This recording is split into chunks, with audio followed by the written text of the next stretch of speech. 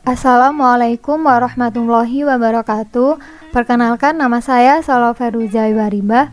Di sini saya akan membahas LKM bab 4, yaitu tentang respon hasil tuning sistem closed loop pada peralatan berpengendali. Pada kali ini pada pengendali aras. Nah, untuk menentukan nilai dari parameter pengendali tuning pada pengendali aras ini menggunakan metode internal model control atau IMC. Nah, metode IMC sendiri diperkenalkan oleh Morari dan Zavirio pada tahun 1989 dengan menggunakan pendekatan matematis atau empiris dari proses dengan datam yang kecil maupun besar. Nah, parameter yang harus ditentukan terlebih dahulu yaitu nilai dari KP, kemudian nilai dari tau, kemudian nilai dari tau D jika ada, dan yang terakhir nilai dari tau C. Nah, untuk nilai dari tau C sendiri yaitu jika terdapat nilai dari tau D, maka rumus dari tau C adalah sebagai berikut, yaitu 0,5 dikali tau ditambah tau D. Nah, sedangkan jika tidak terdapat nilai dari tau D, maka rumus dari tau C sama dengan tau dibagi 3. Nah, selanjutnya yaitu terdapat tabel parameter pengendali tuning. Nah, di mana di sini terdapat 4 parameter yaitu fungsi transfer, kemudian proportional gain atau KC, kemudian integral time atau tau I, dan derivative time atau tau D. Nah, untuk persamaan yang pertama ini yaitu jika tidak terdapat nilai dari tau D, maka rumus dari keempat parameter tersebut adalah sebagai berikut. Sedangkan untuk persamaan yang kedua ini yaitu jika terdapat nilai dari tau D, maka rumus dari keempat parameter tersebut adalah sebagai berikut. Nah, selanjutnya nilai dari parameter analisis respon hasil tuning. Nah, terdapat beberapa parameter, yaitu yang pertama rise time atau TR, yaitu waktu pertama kali terjadinya titik potong garis PV dengan SP.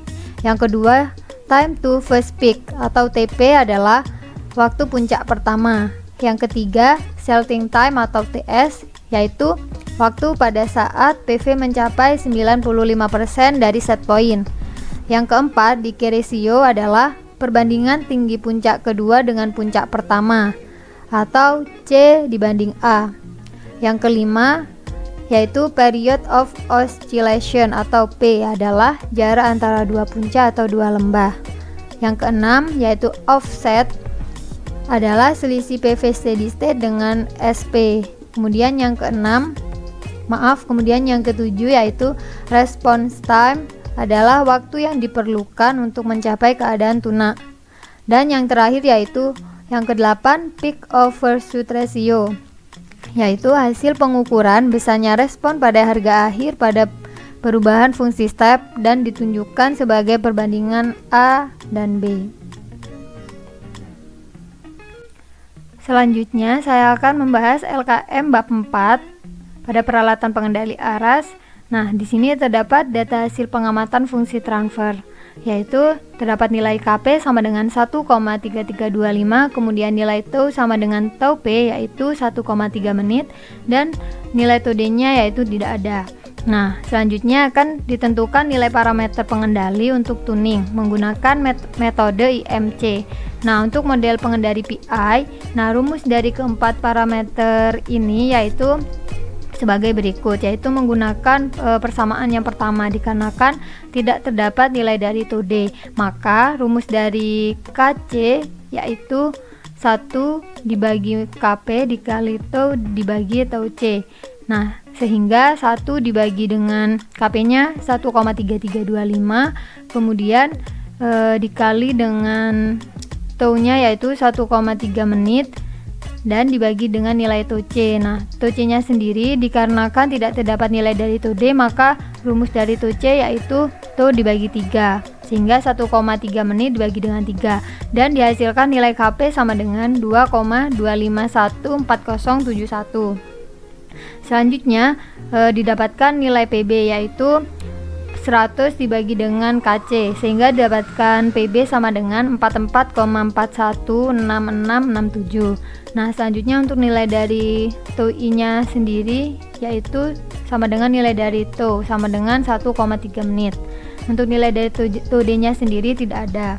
Nah, untuk model pengendali PID tidak terdapat nilai dari pengendali PID dikarenakan nilai dari TOD-nya tidak ada.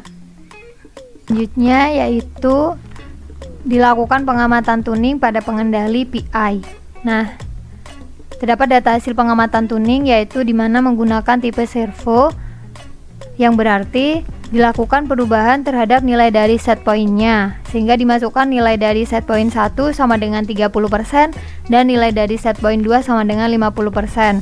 Selanjutnya memasukkan nilai dari PB, TOI, dan TOD berdasarkan hasil dari perhitungan parameter pengendali tuning menggunakan metode IMC.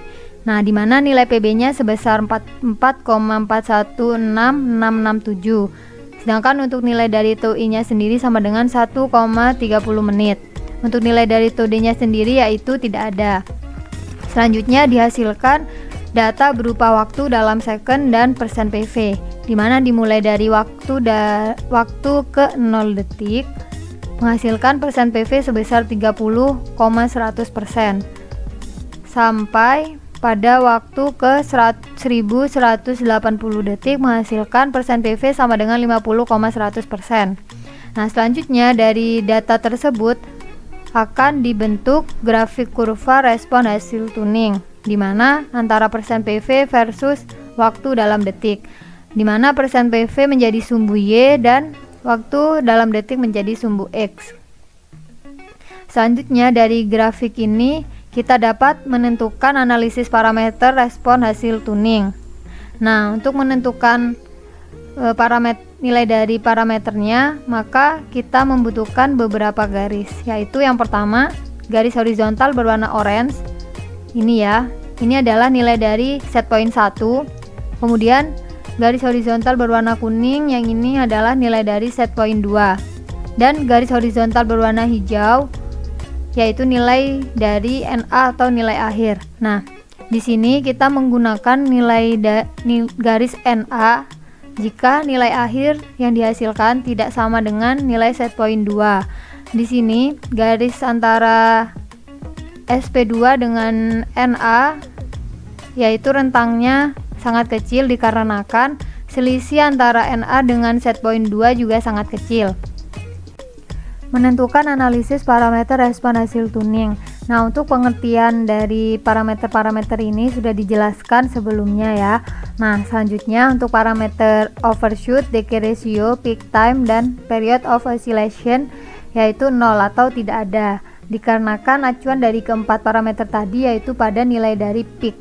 Nah, peak sendiri yaitu gelombang pertama yang melebihi dari nilai akhir, sedangkan pada grafik ini gelombang pertamanya tidak melebihi dari nilai akhir sehingga tidak terdapat peak. Nah, dikarenakan peaknya 0, maka nilai dari keempat parameter tersebut yaitu 0 atau tidak ada. Nah, selanjutnya parameter rise time. Nah, rise time sendiri yaitu waktu pertama kali terjadinya titik potong garis PV dengan SP. Kira-kira nilai dari rise time yaitu berada pada garis hitam ini, ditarik ke bawah sampai ke sumbu X. Nah, dihitung dari sini sampai ke garis hitam ini yaitu sekitar 4,8. Nah, sehingga rise time sama dengan 4,8 dibagi skalanya ya, yaitu 2,8 cm dikali 200 detik, sehingga nilai dari rise time sama dengan 342,8571429 detik. Nah, untuk respon time sendiri yaitu